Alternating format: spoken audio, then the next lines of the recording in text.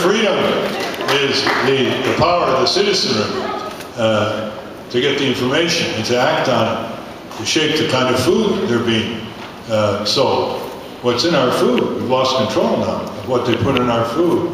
They're changing the nature of nature through genetic engineering without adequate scientific discipline in terms of the questions that need to be asked. The engineering is way ahead of the science.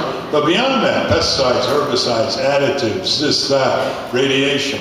I mean, it's all like edict. It's all like dicta. It's like we don't have the civic freedom to clean up our elections. We don't have the civic freedom to discipline the corporations, to realign our taxpayer budgets so that the benefits go back to the taxpayers, not to multinational corporations that have no allegiance to our country at all, other than to control it or abandon it as they see fit.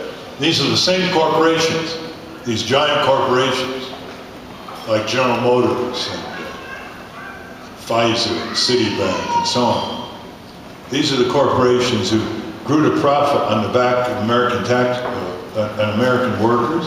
When they got in trouble, they go to Washington to be bailed out by American taxpayers. GM's just another big bailout, low-interest subsidized loans.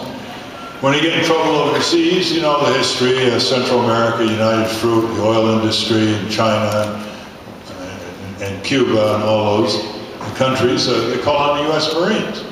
So, with all the things that we give them, plus deregulation, plus tax credits, plus tax savings, plus huge influence to control our government in Washington, what's their debt of gratitude to the American people? We're out of here.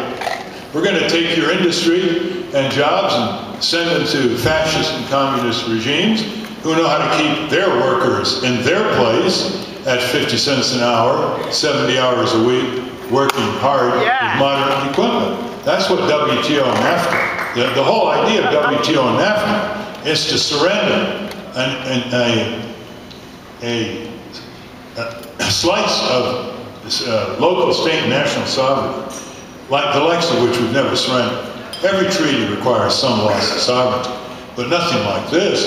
It's to open the doors to these other countries so that we can ship, these corporations ship these industries, intellectual property, its absolute advantage, to these countries, cut deals, bribes, pollute wherever they want, as long as you grease the deals.